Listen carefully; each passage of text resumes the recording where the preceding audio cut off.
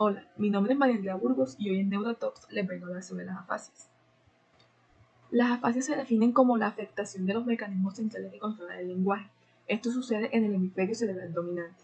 Hay varios tipos clínicos de afasias y se distinguen entre ellos por el grado de afectación que existe en la comprensión verbal, en la repetición, en la denominación y el tipo de lenguaje espontáneo que presenta. En esta tabla se observa un resumen de los distintos tipos clínicos de afasias, de los cuales les hablaré hoy de manera muy puntual.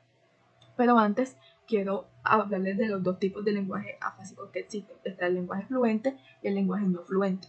El lenguaje fluente es aquel que es fácil, que es abundante, que es rápido y que su contenido es pobre o incluso vacío. Y existen parafasias, que es la sustitución de unas palabras por otras. Contrario al lenguaje no fluente, que es un lenguaje lento, escaso, que se entrecorta tanto por vacilaciones como por silencios, que es rico en sustantivos junto a verbos como el yo hago, el habla, yo escribo, y que es gramaticalmente incorrecto. Primeramente hablaremos de las dos afasias que más conocemos, que son las fases de broca-motora o la fase sensitiva o de Wernicke. Entonces, en la fase broca o motora se da por lesiones que afectan el lóbulo frontal dominante. Usualmente se afecta puntualmente el área de Broca, que es la que se encuentra señalada en esta imagen. En esta, el paciente no presenta alteración de la fluidez, la producción del lenguaje es escasa y hay adramatismo. Así como también hay afectación de la repetición, sin embargo, la comprensión está conservada. Luego, la fase de Wernicke o la fase sensorial es una fase con lenguaje fluido, pero que presenta comprensión y el lenguaje escrito muy deteriorado. Usualmente la persona es verborreica y el paciente parece que no conoce el déficit que tiene. Es decir, es un paciente que yo le pregunto qué día es hoy y él me contesta claramente rojo, es decir, no comprende qué es lo que le estoy diciendo, sin embargo, puede emitir un lenguaje. Y esto se da por afectación en el área de Wernicke, que es esta que estoy señalando aquí. Luego tenemos la fase de conducción. Aquí tenemos que es una fase que es fluida, sin embargo, se encuentra afectada la repetición y se encuentra, hay muchas parafasias. Además, es muy importante que la comprensión está relativamente preservada. Esta usualmente se observa en el proceso de recuperación de una fase de Wernicke. Luego tenemos la fase global, que es una fase que une la sintomatología de la fascia de Broca y motora con la fascia de Wernicke sensorial, es decir, es como si fuera un mix. Entonces, por lo tanto, se observa un déficit en todas las funciones del lenguaje. Aquí los pacientes son mudos o emiten expresiones no pronunciadas, es decir, emiten sonidos. Así como los pacientes no son capaces de seguir instrucciones. Esta afasia causada por lesiones extensas que afectan tanto el área de Broca como el área de Wernicke. Ahora, pasando a las afasias transcorticales, que son tres: la fascia transcortical motora, la fascia mixta y la fascia sensorial. Entonces, inicialmente, la fascia transcortical motora se describe que hay una afectación en la fluidez en el habla, sin embargo, se conserva la comprensión y la repetición. Además de que existe una interrupción de la escritura y el paciente tiene dificultad para iniciar el habla y completar un pensamiento. Esta afasia puede suceder en dos contextos. Puede suceder en el proceso de recuperación de una fascia de Broca o también puede suceder como un déficit primario, que lo que se ha descrito es que hay infartos en el área motora suplementaria, que es esta que se señala aquí, usualmente, por ejemplo, por isquemias que afectan la arteria cerebral anterior. Luego tenemos la fascia transcortical sensitiva, que en esta se presenta una fluidez con comprensión y denominación deteriorada.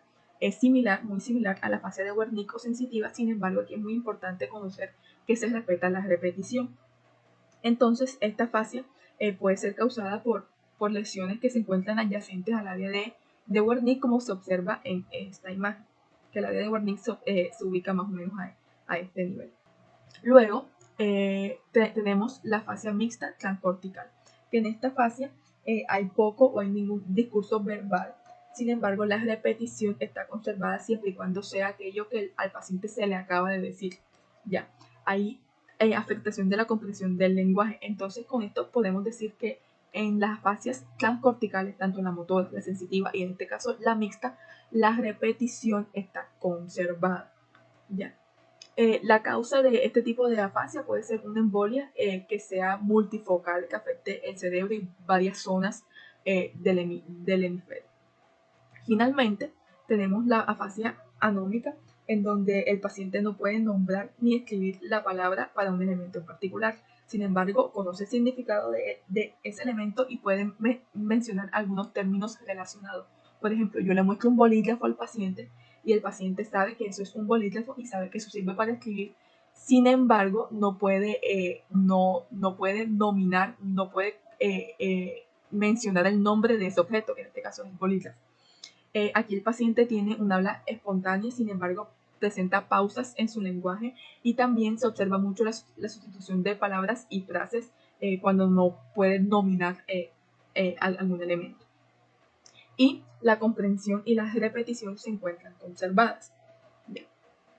Entonces, a manera de construcción les traje este esquema, este mapa conceptual, que nos ayuda a unir conceptos, todo el montón de conceptos que les mencioné anteriormente, y siempre debemos hacernos 3 preguntas.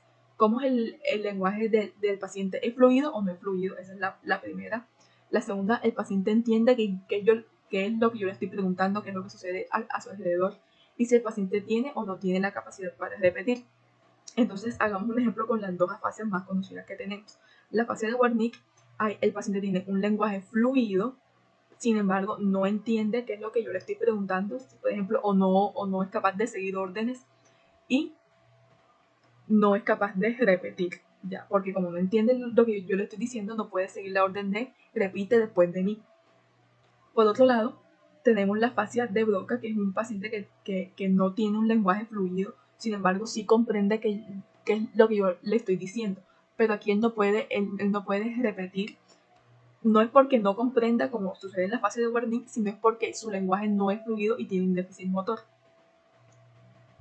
Entonces, muchas gracias. Eso era todo lo que les quería traer hoy. Espero que haya sido de su total agrado y entendimiento. Nos vemos.